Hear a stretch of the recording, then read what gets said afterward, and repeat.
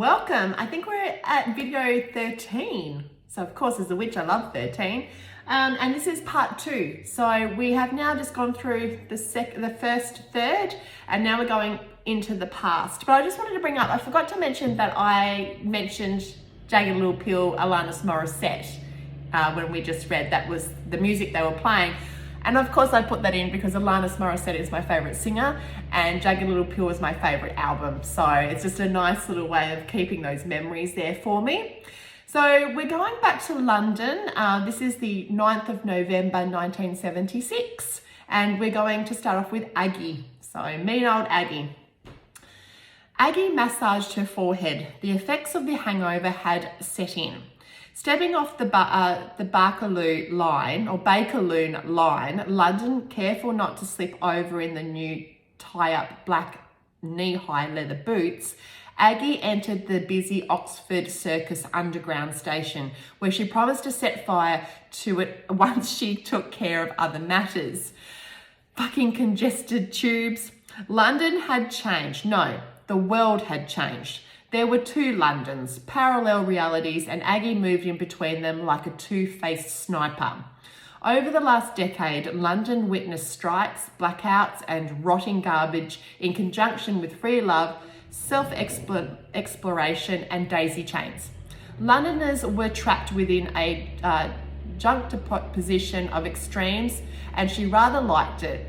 Regardless of if Londoners wore a peace sign or a white-winged conservative flag, the underlying disposition was contempt.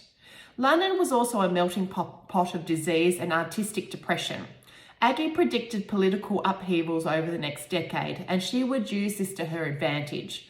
Walking along the streets of the East End, she moved quickly through the junction and into Oxford and Regent Street, which buzzed with large floppy hats, denim flares, floral dresses, and Afro-styled hair.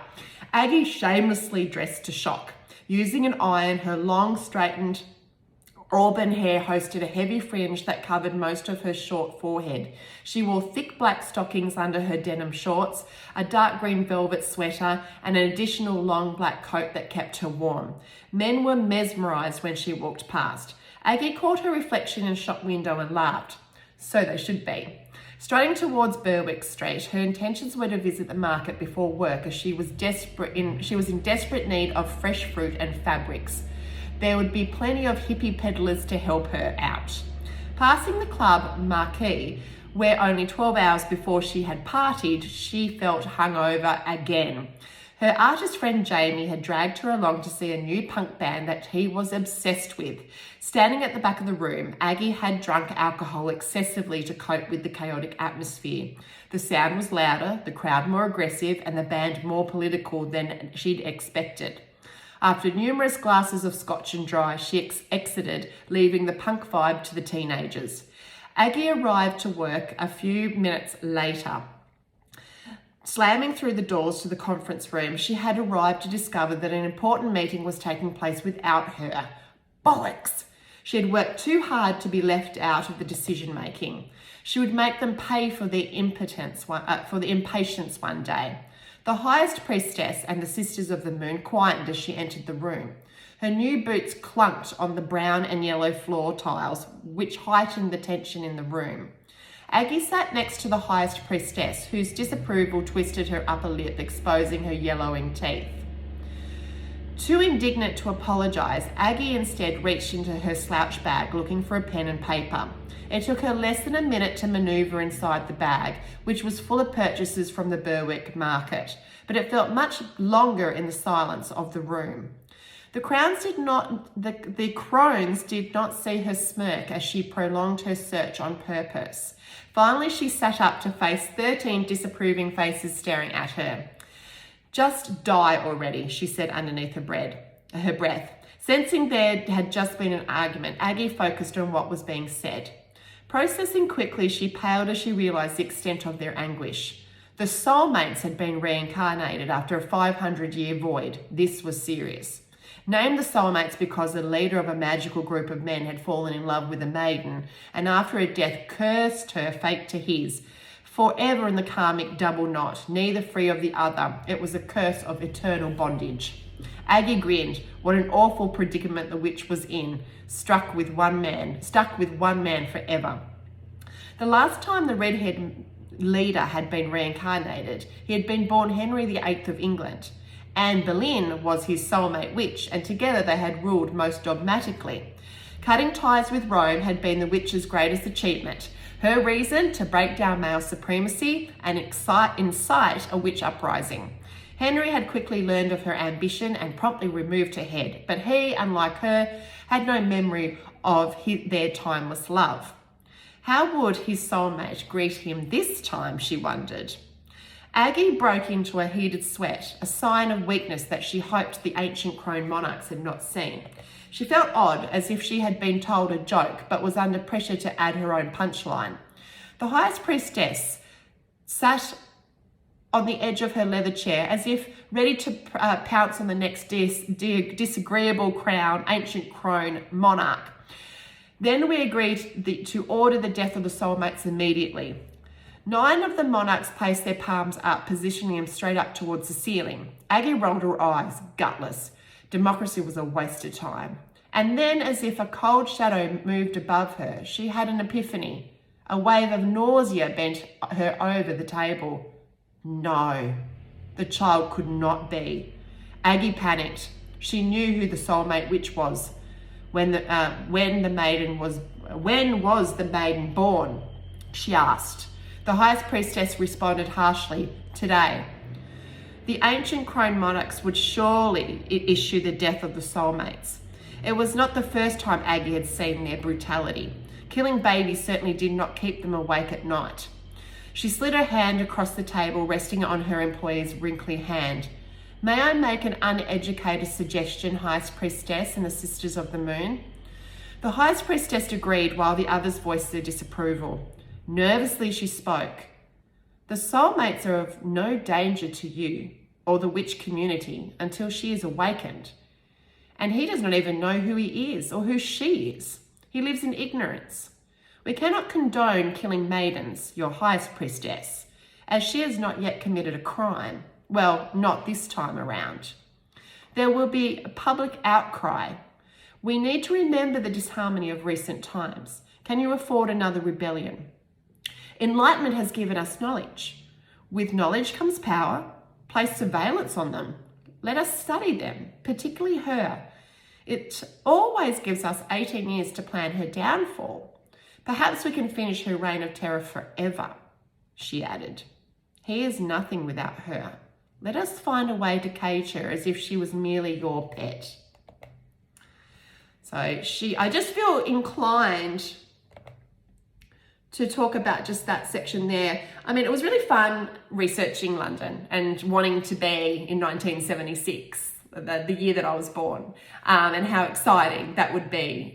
But I also know what the 80s were growing up and watching the news in the 80s of how scary things were at the time. You know, you had Thatcher and bombings and just terrible things were going on in England, and it was quite frightening. I'm sure that, and that's why I talk about, you can see it coming in the 1976, you could see this, but then it's also fun because of the clothes they wear, which is so awesome.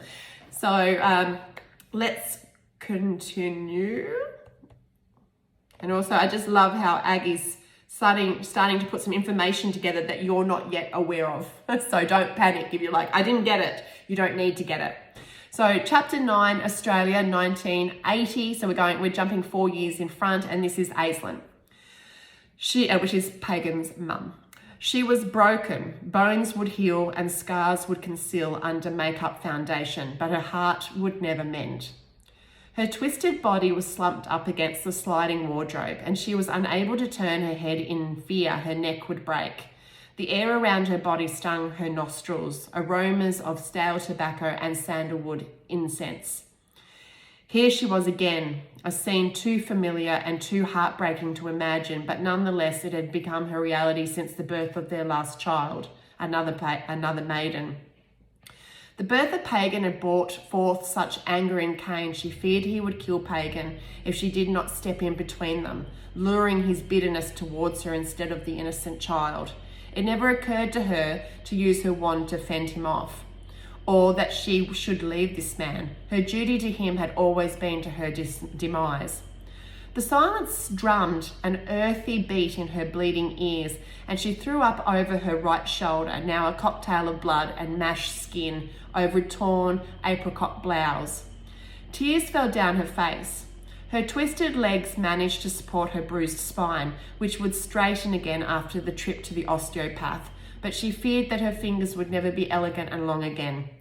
The fetus within her belly would have surely died from the massive blows, but she had prepared herself for this moment. They came so regularly that she almost predicted his eruptions. She missed her husband. The person he was now was unrecognizable to her, a stranger who shared her house but nothing else. It had been a long time since she had heard a kind word spoken from him. Even as she sat coated in blood, she knew she would stay loyal to their love, regardless of any emotional or physical risk he put her through. It was her destiny as his wife. He saw his pain, she felt his despair, and in those moments she forgave him, as she always did, as she always had. He had always been a physically strong man, even if his heart was weak, his morals blurred, and his sexual desire unstable. But she had and did love him for all his faults. He had been her only true love. But the loss of another child weighed heavily upon her. It had been a boy, she had sensed it. She had seen it in a vision, another useless vision. They came so frequently now. She had heard the cry of the baby boy while she was hanging the washing out, and knew another life grew inside of her. Instantly her spine had bent a little, knowing that soon he would hit the child out of her, and she would suffer another loss of a child, aborted due to hate. Aislinn closed her swollen eyes and rested. It would take a few days of hiding from the outside world before she would begin to heal physically. Emotionally, she would never heal. Hearing the doors squeak, but too exhausted to react to it, her thoughts drifted in and out of consciousness. She did not hear the little 4-year-old walking into the bedroom. Standing in front of her mother, the 4-year-old maiden, holding tightly to a Barbie doll, looked at her. Rocking back and forth, she whispered, "Mummy, Mummy, Mummy." Aislinn did not reply. The little girl ran out of the bedroom and tiptoed across the hallway. The sound of her father snoring on the couch scared her, so she moved twice as fast. Crawling into bed with her sister Anana, she hid under the sheets. Anana pulled her little sister closer, wrapping her arms around her. She had blocked her ears when the fighting began and now was relieved it had finished. Refusing to cry, Pagan had listened to every word yelled, recording it to memory, adding her own hatred to every word. So this is a tough time for me to talk about this section. I think I'm going to start talking about each section, because if I read for 20 minutes, I forget what bits and pieces were. So I'm actually retelling a true story. I'm retelling a story my mum experienced. She was a young girl and she walked in and saw her mum beaten to a pulp again by her father. So this was my grandfather. Now, I feel a bit naughty telling the family secrets, because I've got cousins, everywhere, and most of the family have gone. Now, there's still a few roaming around of the children. But this was my mum's story, and I felt that I had a right to put it into the book series. And I also feel I have a right to share it. The man in question is dead. So as my mum said, good riddance. He was a horrible human being. My mum was very traumatized deeply from her childhood. From her story is that my grandfather had been a rapist when he had met my grandmother, and my grandmother still married him. Of course, my family can run in and give me, that's not quite correct, if I've got cousins out there that know the story slightly different. And he was in the British Army, and every time he misbehaved, he didn't get kicked out of the army, he got moved. So my mum saw Hong Kong and lived in Malaysia for quite a long time, and then was shipped out to Australia. So she's got some horrific stories of her childhood, and she would share them with me in great detail. So in some ways, I feel like I've carried on the trauma of that, and knowing it's a weird feeling knowing that your family members are wicked, and that blood could go through you. And I sometimes wonder if my writing is so dark, and it's because it's so acutely molded me into the person I am. And then I do talk about my mum and my dad's relationship. They were not anywhere to that degree. I mean, that's terrible. But just this obligation, taking the name of wife and husband so seriously that no matter what you did to each other, you stayed. And you stayed and stayed and stayed and stayed to the demise of your soul, your heart, your brain, your family, your happiness, like demise of this obligation to marriage. And I think that's why when I was very young, I decided that there would be no way I would probably ever get married. I have started to change my ideas. I'm nearly 46. It would be nice to find somebody who was healthy and we could have a healthy relationship, and I felt safe enough to walk down the aisle with them in that commitment, because I do feel like most of my life I've been solo, even in relationships, because I've told myself a million times that it's safer to be solo. Don't be with men because men are evil, So it's a hard thing to recognize that, and also to know how to undo that so that I can move forwards and have loving relationships around me. And you can see why, all this trauma that comes up in me.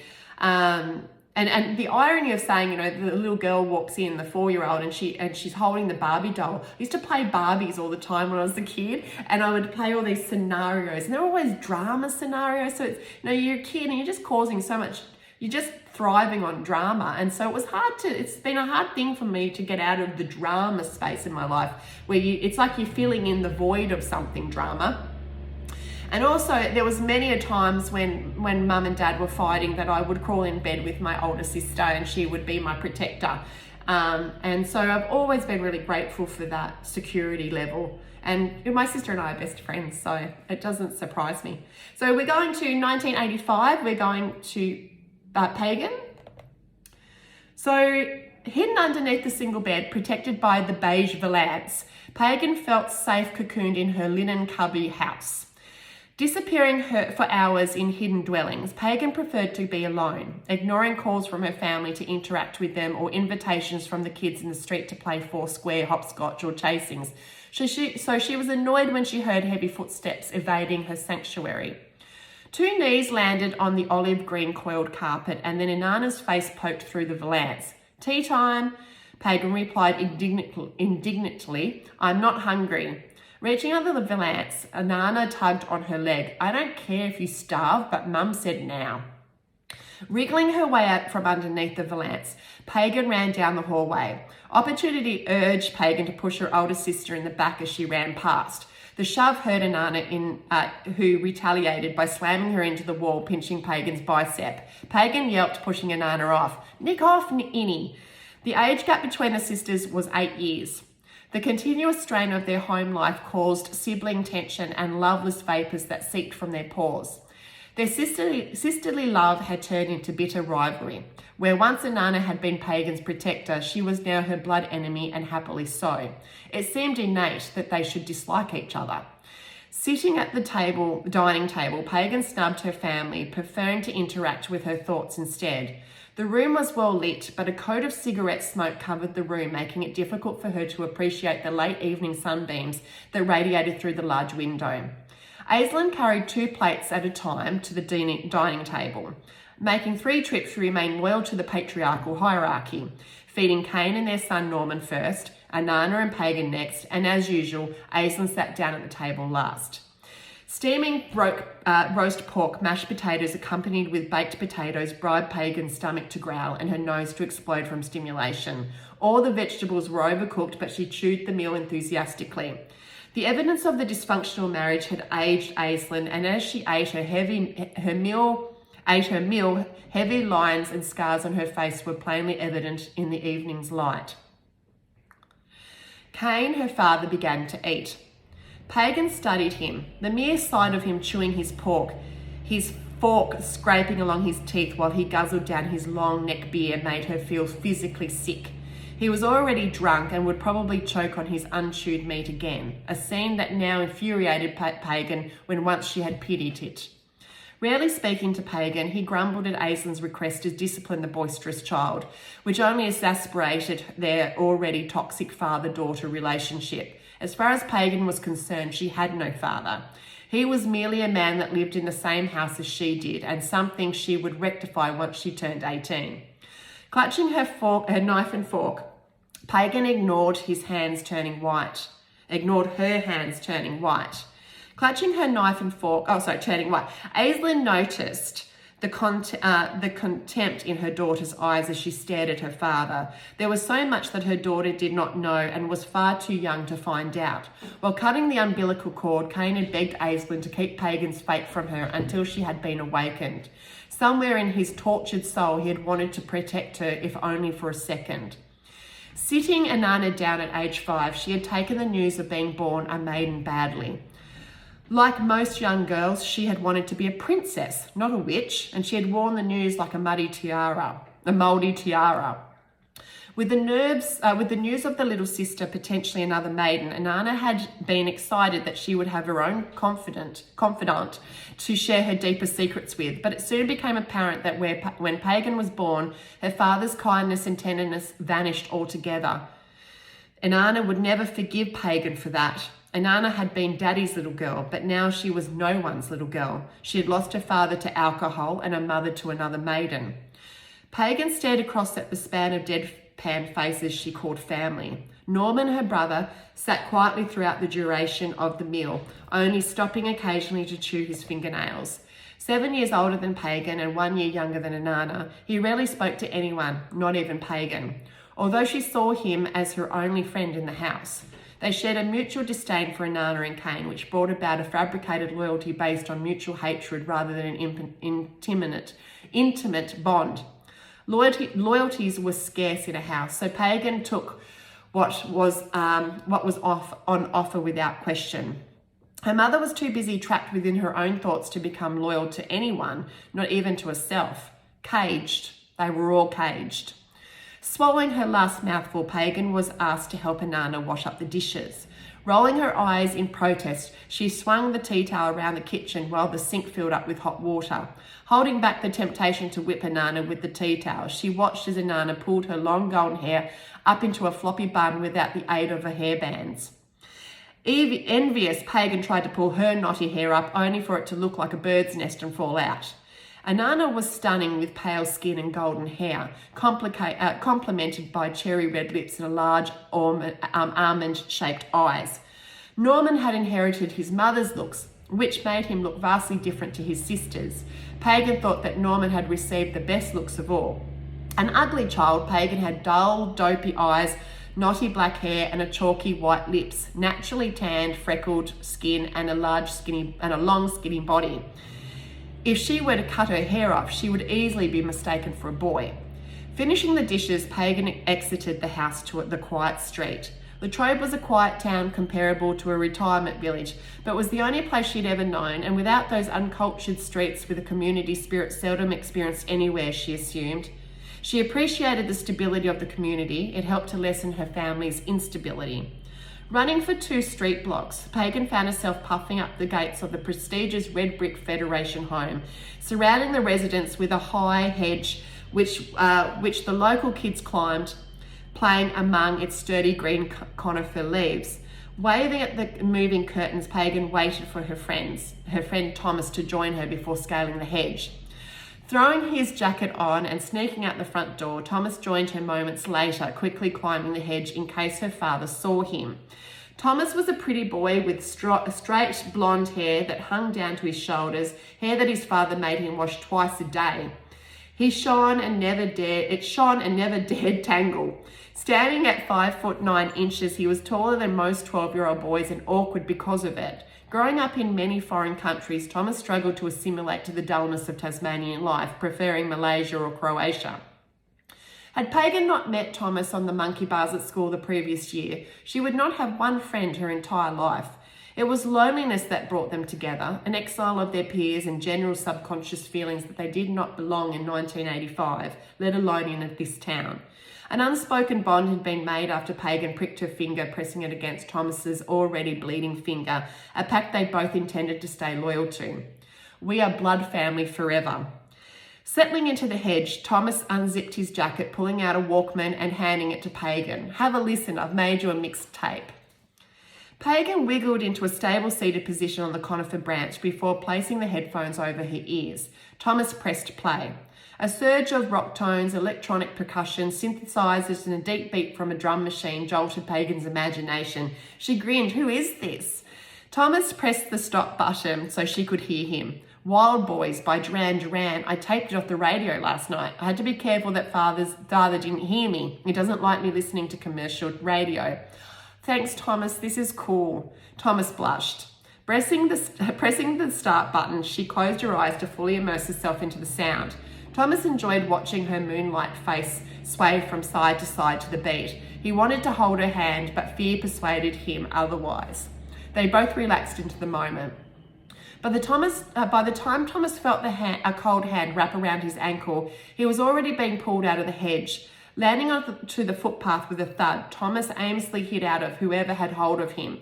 Laughter confirmed his fear. It was Carl, his own personal bully, who conveniently lived on the same street as him and terrorised him whenever he ventured out of the front gates. Lost in lyric, Pagan felt the hedge move. Opening her eyes, she saw Carl. Slipping out of the hedge, her feet searched for the footpath. Once secured, she spotted Carl pulling Thomas along the footpath. His trousers had slipped underneath his bottom so that his bare bum was exposed, and the gravelly footpath turning his buttocks apart. Carl was 14 and much taller than Pagan. The height difference did not stop Pagan running at him. Using her entire body to knock him over onto the grass, and without hesitating, she punched Carl on the side of the head like she had seen her father punch her mother. That's enough, Pagan. Thomas's father had appeared from the driveway to pull Pagan off Carl. Her feet dangled in the air, but she still wildly kicked at Carl. Jumping to his feet, Carl scuffled along the footpath. As he passed Thomas, who still sat on the ground, he managed one last taunt before he ran home. I'm going to get you, pretty boy. Thomas's father silently wandered back inside the gates, too angry to utter a word, leaving both Thomas and Pagan to comfort each other. Pagan looked at Thomas, who still sat on the ground. Kindly, she ignored his tears. He's a jerk, Thomas. Don't worry about him. You better go, Pagan. I'll be right. Thomas's voice had hardened. She understood that Thomas wanted to be alone, but she hesitated. She wanted to protect him, but she knew he was trying to avoid the embarrassment of standing up and pulling gravel from his bottom. As she ran off down the street, she promised that one day Carl would pay for his bullying. Thomas climbed into the hedge to fetch his Walkman. He found the headphones tangled and the tape still playing, and while hidden from the world, he belittled himself for letting a girl protect him. And it's pretty sad. That whole thing is awful. And reading it, it's bringing back all these memories of my own childhood. Like, what we've got here, is that the family is turned on each other because there's no love and support and loyalty. So you've got all these, there's no safe place. There's no safe place for Pagan outside of her home, and there's no safe place for Pagan inside of her home, outside or inside. It's awful. And if you go to school, there's bullies. So, it reminds me a lot of how I felt. I mean, I was so shy as a kid, but then wildly brave. I had these two very charged energies about me. I didn't want to be seen, but if someone had to fight, I was in. I've always been a protector. I will go in and if someone's getting picked on, I will step in. So you can see I pulled that for Pagan stepping in to save Thomas. And she wouldn't have looked at Thomas like, oh, you're a boy. She wouldn't have thought, it's just her instinct to fight, and to protect. And she doesn't know that yet, that comes from her being a warrior witch. And then Thomas is this beautiful, gorgeous kid, who's in love with her. He's made her a mixed tape. It's the cutest thing ever. I mean, that's how we used to show love back in the day. And we would stay up all night, waiting for our favorite song to come on so we could record it on our tape recorders. Our kids don't understand that. They don't get the love tape. Like, they'll never understand what it's like to have someone put together these songs, which is just communication, unspoken communication. And I think it's something we should bring back, is the tapes, the love tapes. It's such a beautiful thing. So just move forwards to see, and the house really exists. The house that I'm talking about, and the hedge is unfortunately gone. The people that bought this beautiful homestead in Latrobe took down the hedge. It was a famous hedge, and they replaced it with a fence. And they can do that, it's their home. But I wanted to remember that hedge because we used to play in it. We used to climb up into this hedge, and ironically with a guy called Carl. So I've turned Carl, my friend, my childhood friend, into a bad guy in this book. So I just took his name, rather, not his personality. And we learn, and now if you remember, that Carl is Peony's husband. So you've now met that bloke as a kid. So what we're going to be doing next is we're going to follow Carl just for one section. Carl had run for a while before slowing down into a slouched walk. Picking up a rock, he hooked it left, where it bounced across the top of the corrugated galvanised steel roof of his neighbour's home, coming to rest in the bush near the shed. Loud music vibrated down the street. He recognised the band. It was Fleetwood Mac. Carl spat on the ground. It was his mother playing her vinyls, which meant she was drunk. Looking up at the stars, he hoped that she had passed out already. Jumping the metal fence and walking across the overgrown lawn, he entered his home through the back screen door, locking it behind him.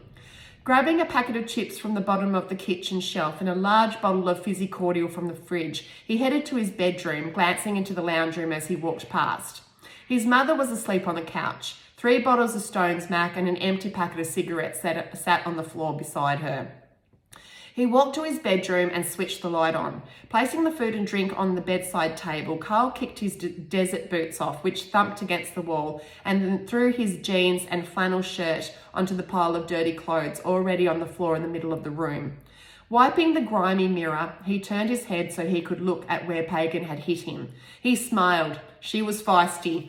The egg-shaped wound was hidden underneath his mullet haircut, which meant his mother would not notice it in the morning, and if she did, she would clout him again for being in another fight. Pressing play on his cassette player, he laid down on the unmade bed. Cold Chisel's song, K-San, muffled his mum's music.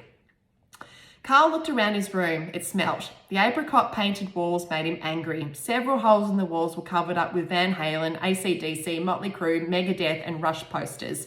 Not that anyone really cared. His mother was not really the domestic type, or the motherly type for that matter, so she rarely entered his room. She had no idea that mould coated his windows. Wide awake, he drank another mouthful of fizzy cordial and opened the packet of chips, shoveling it into his mouth. That was dinner.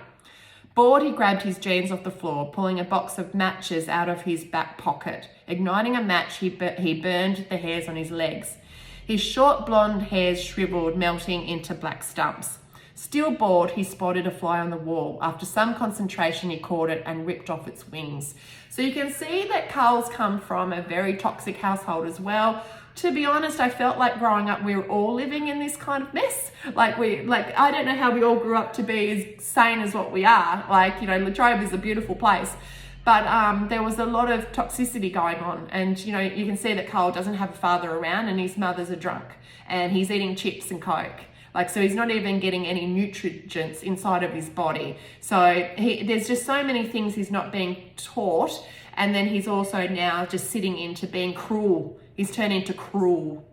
And that's where it begins. The cruelness begins. It's a sense of having control over another person because you feel like you're invisible, I'm sure. And I had to laugh that I made the song he's listening to, K-San, because I hate Bogan classics. I worked in a music shop for 5 years and I used to laugh about Bogan classics. You go to every gig and they play the same Bogan classics, like Summer of '69. It's like, here we go again.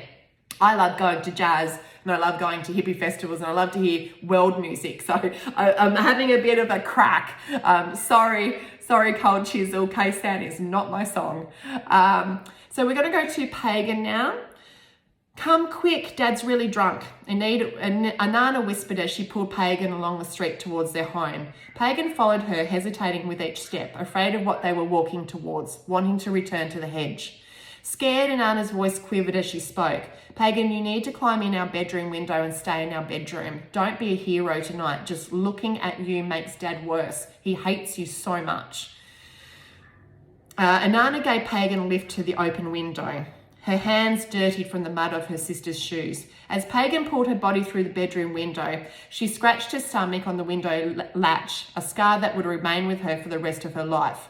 Hovering for a moment as if she were a human scale.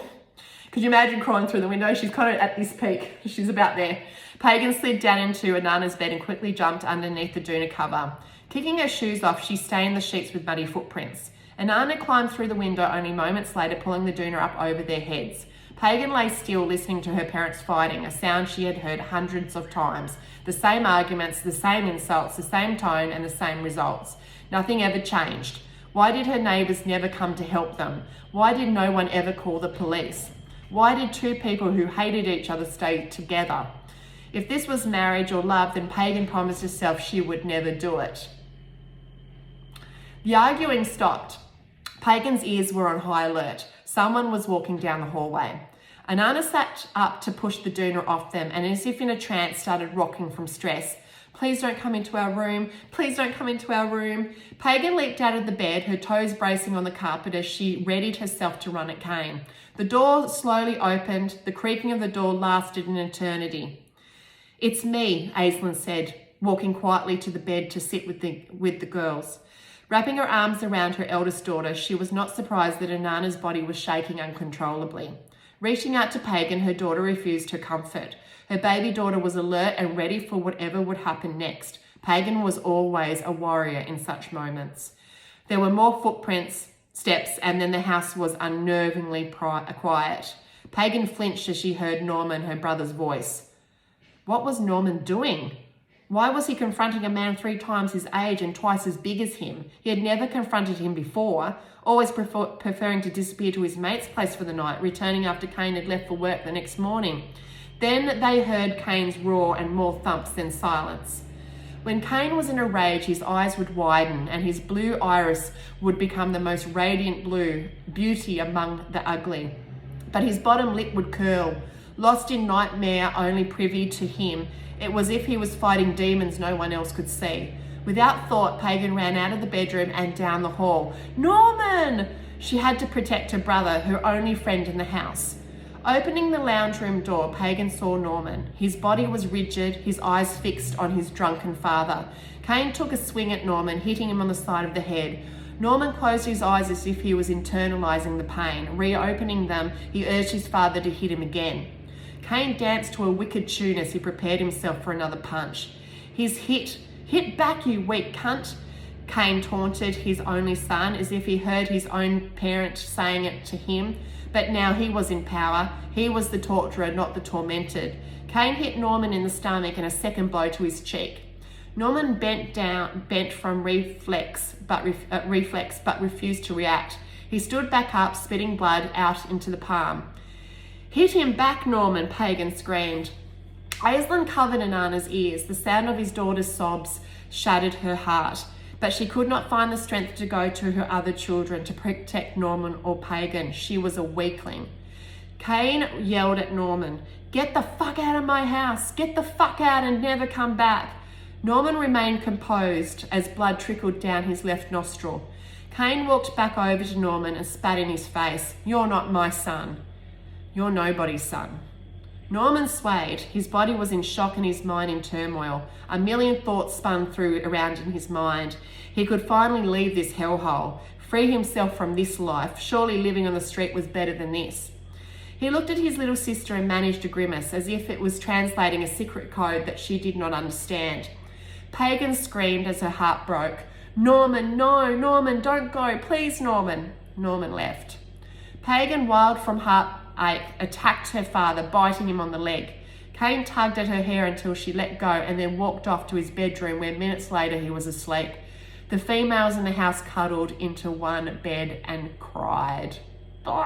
It's so I don't realize until you go back just how dark my book is and how hard it is to read it, because it's telling the truth. I'm not making this shit up. I've seen this shit. This happens in real life. And maybe that's why, you know, publishers don't want to deal with it. But I mean, maybe it's just because it's not written well. But it's tough as a reader, and it's tough to go through that. And it was tough writing it. But I felt at the time I had to write it because all of it was consuming me. There was so much rage inside my body when I started writing this. You wouldn't know to look at me. You would say, oh, she's so jolly and she's helpful and she's doing charities. But the internal rage was obvious, you know, by what I'm writing. And it's really interesting when we get to Wand, how different I am. And then now writing Cup, how different I am again, and how this beautiful, harmonious energy has come into my life. Still very angry. I mean, this makes me wild. It makes me wild. The injustices, the pain, the torment. I mean, humans, are we meant to be this cruel to each other? And why is it that we, you know, you can see with Carl, he hasn't learned how to be a healthy human being. So he can't be a healthy human being. So everyone he's around, he's going to make unhealthy, and he's going to make them sick. So you can just see this perpetual cycling of toxic stuff going on. So I'm going to wrap it up there because we've hit 40 minutes. So thank you.